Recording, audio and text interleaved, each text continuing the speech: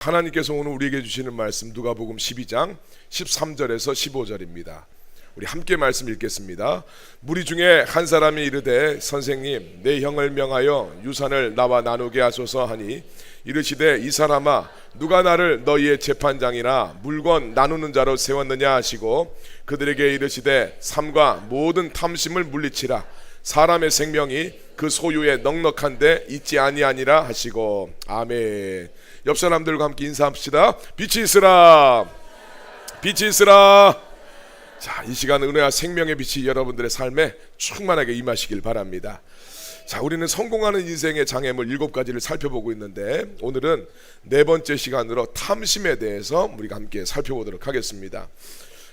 우리가 지금 읽었던 말씀인데 내일 우리 큐티 말씀이에요. 예, 이 말씀 보면 예수님을 따르는 무리 중에 한 사람이 자기 아버지 유산을 이제 형하고 이제 분배하는 문제로 자기 형하고 싸우다가 예수님을 찾아와서 예수님 우리 형한테 명령을 해서 공정하게 유산을 좀 분배할 수 있도록 해달라고 요청을 하게 됩니다.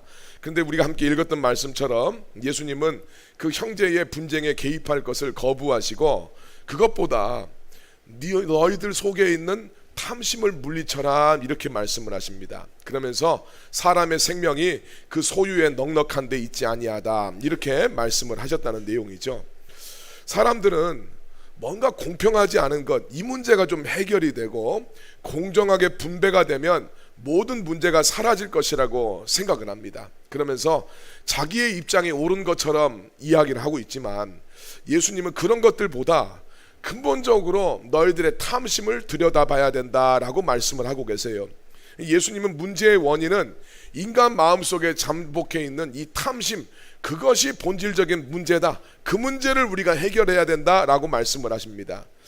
탐심은 자기가 가진 것을 족한 줄로 여기지 못하고 더 가지려고 하는 마음이고 또 뭔가를 소유하려고 할 때 이 절제되지 않은 상태에서 끊임없이 뭔가를 소유하려고 하는 이런 마음이 탐심이라고 할 수 있죠.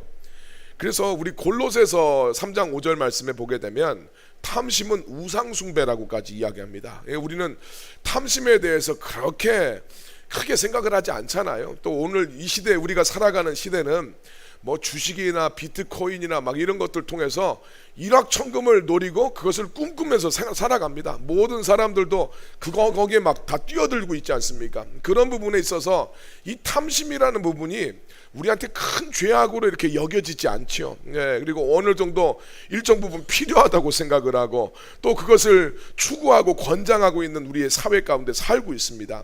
그럼에도 불구하고 성경에서는 탐심에 대해서 우상숭배다라고 아주 강력하게 이야기를 하고 있어요. 도대체 탐심의 어떤 부분이 문제가 되길래 성경에서는 우리 시대와는 맞지 않아 보이는데 왜 그렇게 탐심에 대해서 경고를 하고 계실까? 오늘 좀 살펴보도록 하겠습니다. 자, 탐심의 문제가 되는 것 첫 번째는 탐심은 하나님의 말씀을 자꾸 이 말씀의 경계선을 넘나들게 만듭니다. 인간의 탐심은 하나님 말씀의 테두리 안에 딱 거하게 하지 않고 하나님 말씀을 넘어서 뭔가의 자기의 욕심을 이루려고 하는 거죠. 탐심은 하나님이 허락하지 않은 것, 이것을 가지려고 하는 욕구입니다. 성경을 보면 아담과 하와도 탐심 때문에 하나님께서 금하셨던 선악과를 먹게 되죠. 에덴 동산의 모든 것을 하나님이 다 주셨어요. 다만 안 된다고 하신 것은 선악과 딱 하나입니다. 그런데 그것마저도 넘어버리려고 하는 게 인간의 탐심입니다. 인간의 탐심은 하나님 말씀하셔서도 말씀에 순종을 못하게 만듭니다. 아간 여러분 생각나시죠? 여리고성을 점령하고 나서 여리고성의 모든 것은 하나님 앞에 바쳐진 것이기 때문에 탐내면 안 된다라고 했는데 외투 한 벌과 금덩어리, 은덩어리를 숨기게 되죠. 발람 선지자도 마찬가지 아닙니까? 이스라엘 백성은 내 백성이니까 축복해야 되지 저주하면 안 된다고 하는데 돈에 넘어가서 자꾸 이 발람 선지자가 하나님의 뜻을 명확하게 알매도 불구하고 이스라엘 백성들을 저주하려고 해요. 그래서 탐심은 주신 것에는 만족하지 못하고, 이게 참 중요해요. 탐심은 주신 것에는 만족하지 못하고 하나님 말씀에 순종도 안 되게 만드는 것이 탐심이다. 다 주셨는데 그것에는 만족을 못하고 나한테 없는 것 이것만 자꾸 바라보면서 하나님 말씀도 불순종하게 하는 거죠. 그래서 이 탐심이 무서운 것은 하나님의 뜻을 알면서도 순종하지 못하게 만든다라는 겁니다. 두 번째 탐심은 관계를 깨트리죠. 성경에서 욕심장애들 많이 나오는데 야곱의 외삼촌이었던 라반은 탐심으로 아주 유명한 사람입니다. 이 야곱이 조카이기도 하지만 사위이잖아요. 그런데 이 조카이면서 사위의 등골을 뽑아 먹으려고 하는 것이 라반입니다. 이 월급을 제대로 안 줘요. 10번이나 바꿔가면서 막 이렇게 안 주려고 하죠. 그것 때문에 딸들과의 관계, 조카와 사위와의 관계가 다 깨져버립니다. 게하시 생각나시나요? 네, 엘리사의 제자였잖아요. 탐심이 절제가 안 되니까 스승하고의 관계도 깨어지고, 다른 사람 이방인은 와서 나 문둥병이 낫고 축복받고 가는데 자기는 이 탐심이 조절이 안 돼서 그 사람 낳고 간 그 문둥병 자기한테 가잖아요. 저주받은 인생 돼버립니다. 하나님과 관계도 깨진 거죠. 탐심을 부려서 선악과를 따먹은 다음에 아담과 하와는 관계가 깨어집니다. 전에는 내 뼈 중에 뼈, 살 중에 살 이랬는데 하나님한테 이야기하죠. 하나님, 당신이 만든 여자가 저 선악과를 따먹게 만들었습니다. 하와 핑계를 댑니다. 아간의 탐심은 이스라엘 전체의 위기를 불러왔었고, 아나니아와 삽비라의 탐심은 초대교회의 영적인 위기를 가져옵니다. 이게 탐심은 공동체와 개인, 자기 자신뿐만 아니라 개인과 개인, 또 하나님과 나 사이의 관계를 깨트리는 것이 탐심이다 하는 것입니다. 또한 탐심에는 이게 이제 참 비극적인 것인데 만족이 없어요. 이렇게 하면서도 뭔가 만족을 얻을 수 있으면 좋은데 탐심은 아무리 부려도 만족을 할 수가 없습니다. 그래서 이게 더 고통스러운 거예요. 만족되지 않으니까 괴로움이 항상 있어요. 끊임없이 갈구하는데 채워지질 않아요. 탐심은 바닷물과 같아서 마실수록 갈증만 더 심해집니다. 탐심은 부리면 부릴수록 더 간절해지는데 만족이 그러면 그럴수록 만족이 너무나 안 되니까 더 고통스러워지는 거예요. 그러니까 이게 참 무서운 저주와도 같아요. 도무지 만족할 수 없는 인간의 그 탐심에 대해서 잠언에서는 이렇게 이야기를 합니다. 잠언 30장 15절 16절 말씀 같이 한번 읽겠습니다. 거머리에게는 두 딸이 있어 다오다오 하느니라. 족한 줄을 알지 못하여 족하다 하지 아니하는 것 서너시 있나니 곧 스올과 아이 배지 못하는 태와 물로 채울 수 없는 땅과 족하다 하지 아니하는 불이니라. 그렇습니다. 참 재밌죠? 15절 말씀. 거머리에 두 딸이 있는데 끊임없이 달라고 한다는 거예요. 주세요 주세요. 그러면서도 족한 줄 모른다. 이게 탐심은 거머리 심령이에요. 거머리 심령. 족한 줄을 몰라요. 영국에서 조사를 했더니 복권 1등 당첨된 분들, 그분들 상대로 조사를 했는데 그들 중에서 91%가 다시 한번 복권이 당첨되길 바라면서 계속 복권을 구입하고 있다는 거예요. 참, 우리 한 번 되면 안 그럴 것 같은데 그러지 않는 거예요. 91%가 여전히 복권을 구입하고 있다. 만족이 안 된다는 거죠. 16절 말씀 보면 탐심에 대해서 네 가지로 이야기합니다. 스월, 이게 이제 우리 신약의 번역을 가면 이게 무저갱입니다. 하데스라고 되어 있는데 무저갱은 바닥이 없는 굴이에요. 정말 이게 끝도 없이 떨어지는데 바닥이 없어. 정말 탐심이 이와 같다. 어떻게 채우겠습니까? 아이 배지 못하는 태. 아이 가져야 되는데 고대 사회에 안 되면 얼마나 이게 안타깝습니까? 정말 간절하게 원하는데 충족이 안 돼. 그래서 이야기합니다. 물로 채울 수 없는 땅이다. 다 빠져나가서 아무리 해도 채울 수가 없다. 자, 이렇게 채워지지 않으면 어떻습니까? 참 허무하죠. 그러면서 이 탐심은 또 족하다 하지 아니하는 불입니다. 싹 태워버리는 불. 불은 옆에 탈 것이 있으면 계속 불타지 않습니까? 너무너무 파괴적입니다. 탐심에 대해서 지금 성경이 이야기하는 것은 아무리 간절히 원해도 만족이 없고 그 갈망은 대단히 파괴적인데 그 결과가 어떤가? 허무하더라는 거예요. 너무나 채우려고 하는데 채워지지 않아요. 이게 탐심의 무서움입니다. 자, 그래서 탐심이 이 하나님의 말씀에 순종하지 못하게 만들 뿐만 아니라 사람과의 관계, 하나님과의 관계 다 깨트리고 자기의 인생도 파괴적으로 만들고, 그러면서도 그렇게 모든 걸 다 포기하고서라도 얻을 수 있으면 좋은데 이건 충족되지가 않는다. 그러니까 탐심은 참 무서운 것이라는 겁니다. 우리 십계명도 그러잖아요. 십계명의 10번째 계명이 탐심인데, 이 계명이 제일 작은 계명 같지만 다른 계명들하고 다 연결됩니다. 하나님과의 관계, 모든 것에 다 이 탐심이라는 것이 연결이 돼요. 그래서 가장 작은 것 같지만 이거는 인간들의 삶을 다 뒤흔들 수 있는 아주 치명적인 것이다 라는 것을 이해할 필요가 있습니다. 자, 그러면 이런 탐심이 인간의 삶에 나타나게 되는데 그 영적인 배경은 도대체 어떤 것이 있는가, 우리가 좀 이제 살펴봐야 됩니다.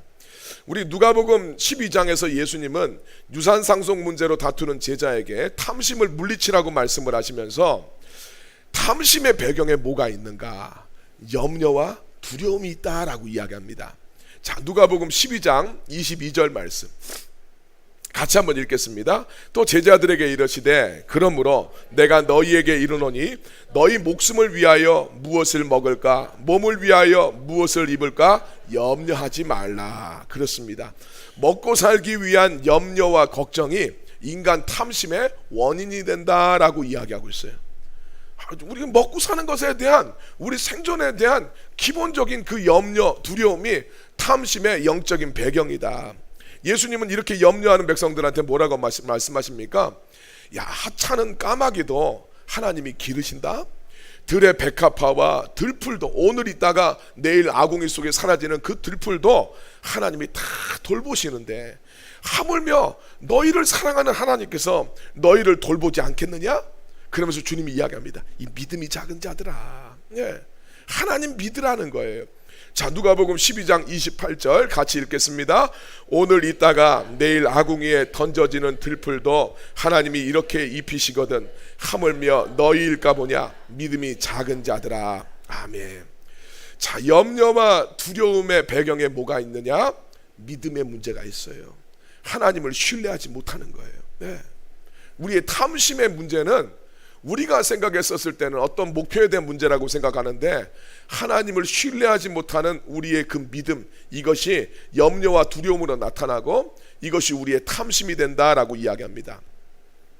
하나님이 나를 지키시고 공급해 주신다는 것에 대해서 충분하게 신뢰하면 이 탐심이 나오질 않는데, 하나님이 나에게 공급해 주시는 것이 하나님이 안 하실지도 몰라, 또 한편으로는 하나님이 공급해 주시는 것이 부족할지도 몰라 라는 이런 염려와 근심이 탐심을 갖게 만듭니다. 자, 그래서 주님의 처방이 그겁니다. 야, 하찮은 들풀도 돌보신다. 먹고 사는 것에 대한 염려와 근심과 걱정을 하지 말아라 이야기합니다. 하나님을 신뢰하라고 주님 말씀하고 계세요. 자, 그러면서 우리는 생각을 하지요.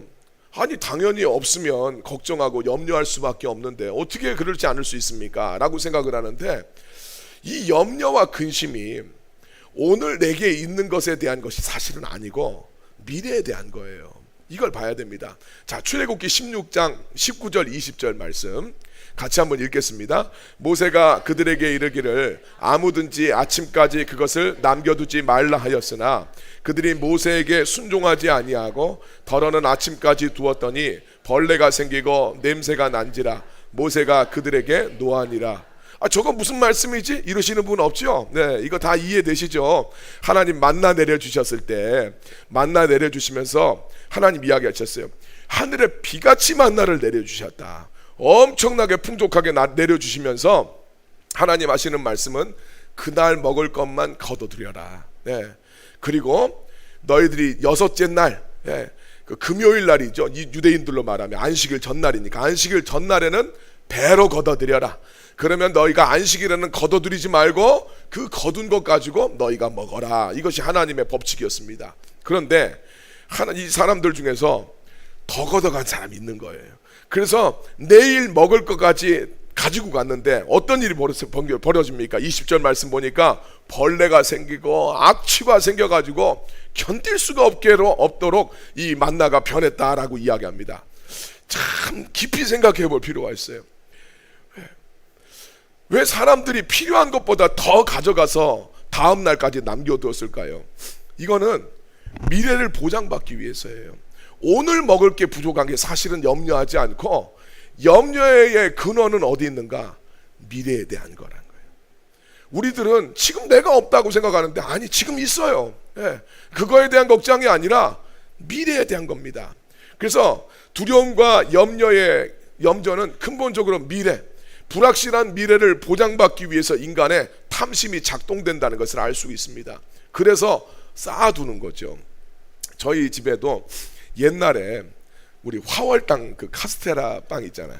그거 옛날에는 우리 애들이 안 먹었어요. 집에 있으면 저랑 아내만 이렇게 먹는데 요즘에 애들이 이제 그거 좋아합니다. 한 상자를 딱 사다 놓으면 애들이 하나씩만 가져가지 않고 두세 개씩 가져가요. 그거를 지금 다 먹으려고 할까요? 아닙니다. 내일 먹으려고. 만약에 그 빵이 계속 있으면 챙기지 않겠죠. 예, 내일 떨어질지도 모른다고 생각하니까 쌓아두기 시작합니다. 오늘 우리 삶도 마찬가지예요. 우리가 왜 쌓아두는가? 오늘의 문제가 아니라 내일을 걱정하는 거예요. 미래를 보장받기 위해서 쌓아둡니다.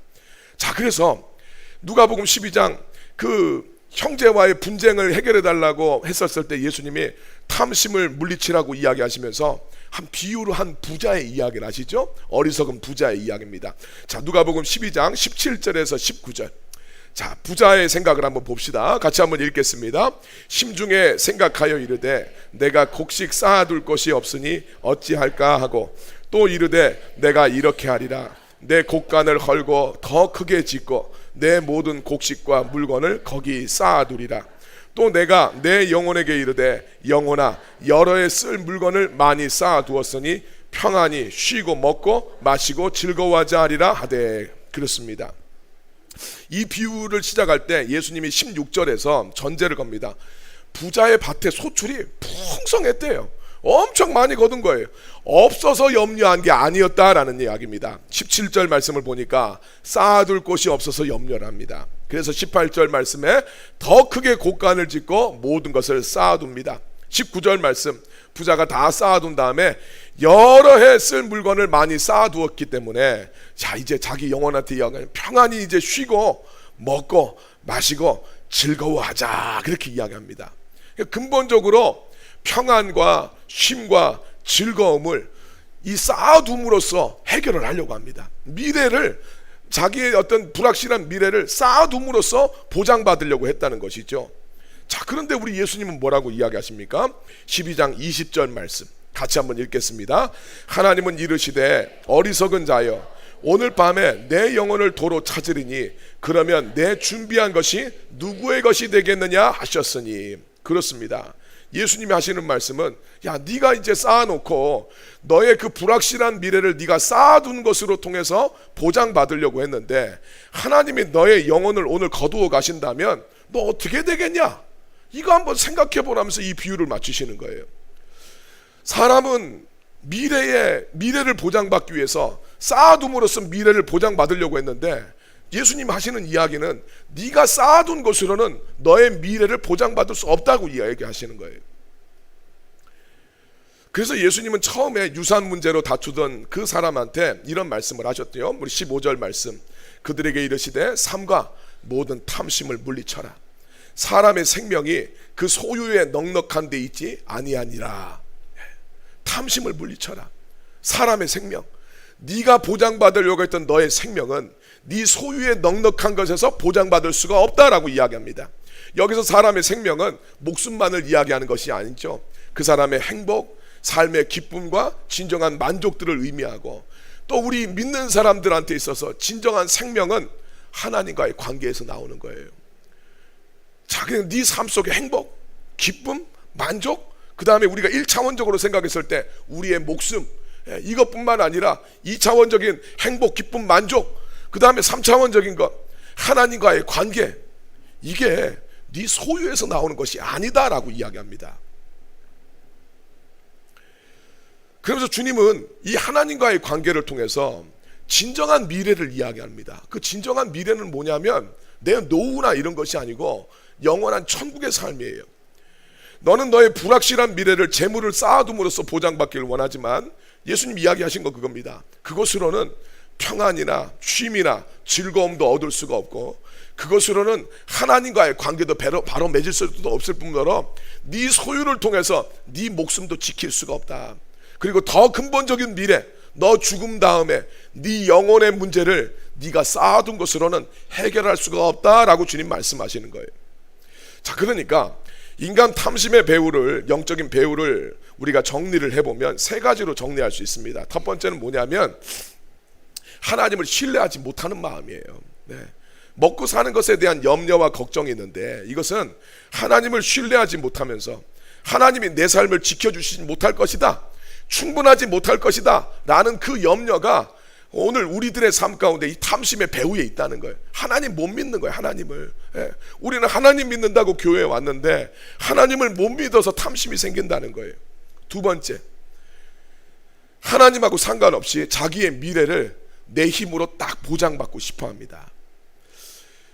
염려와 걱정은 주신 것에 대한 것이 아니라 없는 것에 대한 갈망이에요. 참 이걸 알아야 됩니다. 탐심이 어떻게 작동이 되는가?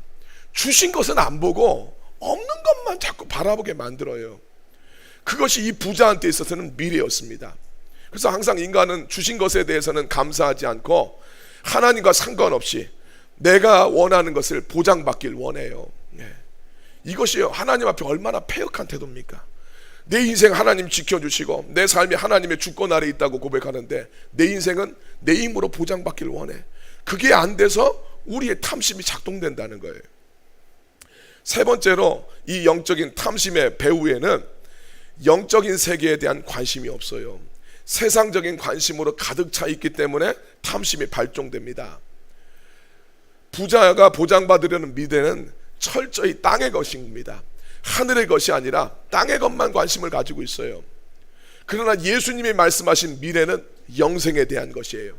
그래서 이 부자가 진짜 걱정해야 될 미래는 땅에 대한 것, 세상적인 것만이 아니라 영적인 것에 대한 걱정이 있어야 되는데 그거에 대한 관심이 없습니다. 자, 그래서 탐심의 이 세 번째 배후가 세상에 대한 관심, 세상에 대한 목적, 여기에 두고 있기 때문에 이 탐심이 나온다라고 이야기합니다. 자, 그러면 마지막으로 어떻게 우리 속에 있는 이 탐심을 극복하면서 나아갈 것인가? 자, 첫 번째, 하나님이 나의 공급자이심을 믿으시길 바랍니다. 하나님 신뢰하면서 하나님이 나의 공급자이십니다. 하나님 나에게 풍족하게 해주실 것입니다. 고백할 수 있어야 될 줄로 믿습니다. 자, 우리 다윗의 고백입니다. 시편 23편 1절 말씀 함께 우리 크게 고백해 봅시다. 여호와는 나의 목자시니 내게 부족함이 없으리로다. 다시 한번, 여호와는 나의 목자시니 내게 부족함이 없으리로다. 다시 한번, 여호와는 나의 목자시니 내게 부족함이 없으리로다. 아멘. 탐심이란 부족하다고 생각하는 데서 나오는 것이고 더 가지려고 하기 때문에 생기는 겁니다. 그런데 다윗처럼 하나님의 공급하심이 부족함이 없다라고 느낀다면 탐심이 생기지 않겠지요. 이 고백은 하나님을 전적으로 인정하고 신뢰하는 데서 나옵니다. 그래서 디모데전서 6장 6절 말씀, 자족하는 마음이 있으면 경건은 큰 이익이 된다라고 이야기합니다. 탐심은 주신 것에는 만족하지 못하고 갖지 못한 것에 대해서만 자꾸 집착하게 만들어요. 주신 복을 세어봐야 되는데 여긴 관심이 없고 없는 것만 자꾸 바라봅니다. 그래서 탐심을 이기려면 내게 주신 것들에게 감사하는 태도를 발견해 나가야 됩니다. 하나님이 날마다 내 필요를 채워주시는 것을 믿고 하나님이 나의 공급자이신 것을 믿으면 감사가 나와요. 이게 경건입니다. 네, 하나님하고 더불어 살아갈 수 있어요. 그래서 여러분 기도하시면서 하나님 앞에, 하나님 물질로부터 내가 자유할 수 있게 해달라고 기도하십시오.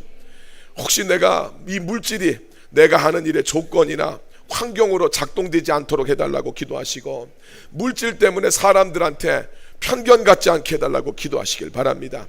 물질은 전적으로 하나님 앞에 속한 것인데 물질 때문에 내가 흔들리지 않도록, 또 내가 물질 때문에 하나님에 대한 신뢰를 내가 놓쳐버리지 않도록 여러분 나를 도와달라고 주님 앞에 기도하시길 바랍니다.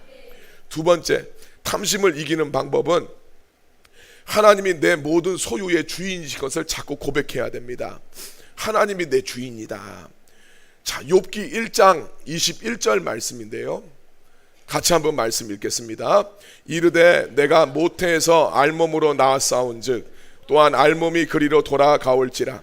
주신 이도 여호와시요 거두시는 이도 여호와시오니 여호와의 이름이 찬송을 받으실지니이다 하고. 그렇습니다. 욥이 이야기하는 게 뭡니까? 알몸으로 태어났고 우리는 알몸으로 돌아갑니다.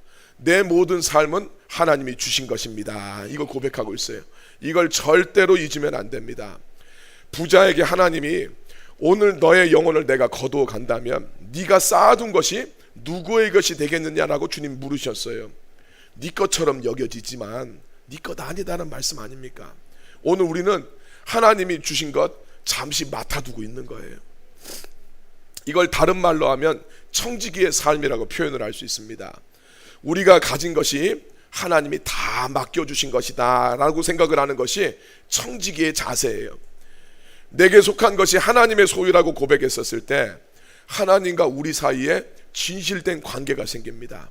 하나님을 경배하고 예배하고 하나님에 대해서 인색하지 않게 됩니다.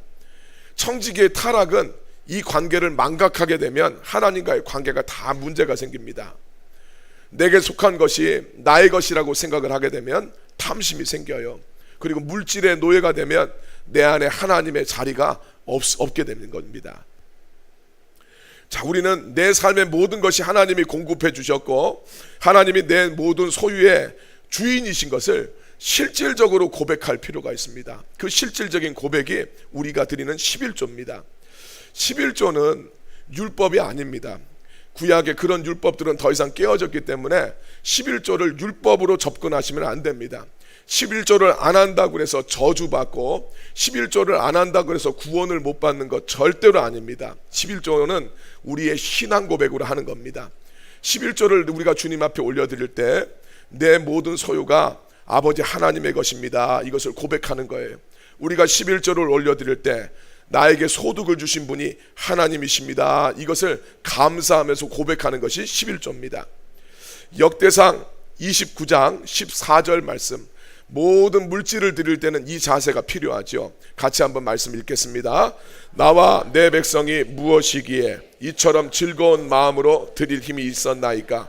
모든 것이 주께로 말미암아 싸우니 우리가 주의 손에서 받은 것으로 주께 드렸을 뿐이니이다. 아멘. 하나님 앞에 드릴 때 즐거운 마음으로 드렸대요. 근데 이 즐거운 마음으로 드릴 수 있었던 비결이 어디서 나오느냐? 그 다음에 고백에서 나오는 거예요. 모든 것이 주께로 말미암았고 주님께서 나한테 주셨기 때문에 그 중에 내가 일부를 좀 드렸을 뿐입니다. 이렇게 생각을 하니까 즐거운 마음으로 하나님 앞에 드릴 수 있었다라고 이야기합니다. 11조는 바로 이런 신앙 고백으로 드리는 거예요. 그래서 우리가 탐욕에 물들지 않으려면 하나님 앞에서 내가 가진 소유의 의미를 끊임없이 묻고 그 소유가 하나님의 것인 것을 고백하면서 나아갈 필요가 있습니다. 그래서 내 소유권에 대한 원리, 내 소유가 아버지의 것입니다. 하나님 나한테 맡겨주신 것입니다. 라는 이 고백의 훈련이 바로 11조와 함께하는 훈련이다 라고 이야기합니다. 세 번째로 탐심을 극복하는 훈련은 하나님에 대해서 부요해져야 됩니다. 탐심의 늪에 빠지면 하나님하고는 자꾸 멀어져요. 탐심에 빠지게 되면 우리 아까 전에 그랬죠. 탐심은 영적인 것에 대한 관심이 아니라 세상적인 것에 대한 관심에서 나옵니다. 그래서 영적인 것에 대한 관심을 가질 수가 없게 돼요. 거룩한 것도 영원한 것도 보지 못하고 영적인 맹인이 돼버립니다. 그래서 이 부자가 진짜 준비해야 될 미래는, 더 근본적인 미래는 영원한 생명 하나님 아버지의 나라였는데 그거는 보지 못하고 그냥 자기 앞에 있는 몇 년 뒤의 삶 이런 것들만 내다보고 있잖아요. 어리석은 부자의 이야기를 보면 전부 나 이 이야기만 반복됩니다. 내 곡식, 내가 이렇게 하리라, 내 곡간, 내 모든 곡식과 물건, 내가 내 영혼에게 이르되. 예수님은 그 부자에게 이렇게 진단을 하시죠. 누가복음 12장 21절 말씀입니다. 자기를 위하여 재물을 쌓아두고 하나님께 대하여 부유하지 못한 자가 이와 같으니라. 예수님 뭐라고 합니까? 너는 하나님에 대해서 부유하지 않아. 그 이야기 하시는 거예요. 부자의 모든 관심은 자기 자신이고 철저하게 자기중심적인 태도로 살아갑니다. 부자의 그 탐욕이 영적인 소경으로 만들어서 신령한 세계는 도무지 못 보는 거예요. 영적인 세계, 하나님의 법칙, 하나님이 움직여 가시는 것, 하나님 기뻐하시는 것, 이거는 못 보고 자기가 그냥 옳다고 생각하는 것, 거기에만 매여서 살아갑니다. 그래서 자기의 그 욕구를 충족시켜 줄 수 있는 물질, 명예, 육체적인 쾌락, 이런 것만 이제 추구하게 되는 거죠.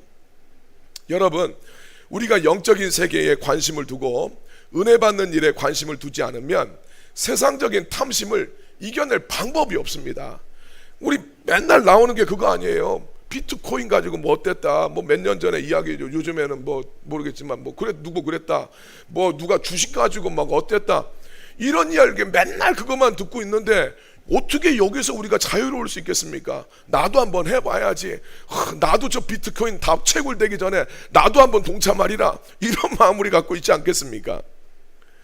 누가복음 12장 29절에서 31절, 그런 우리들한테 주님 이 말씀 주시는 거죠.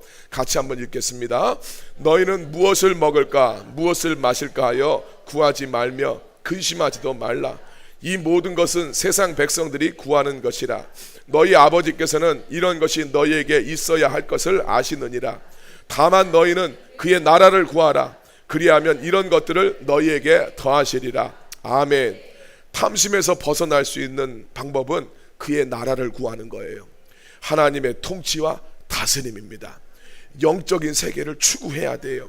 주님 알기를 더 소망하고 예수로 충만해지고 예수로 채워질 필요가 있습니다. 은혜 받는 일에 열심을 내야 돼요. 예배에 성공해야 됩니다. 사람은 자기 속에 채워진 대로 살게 마련이에요. 사람의 생각하는 것, 행동하는 것, 자기 속에 채워진 것들이 나오게 돼 있어요.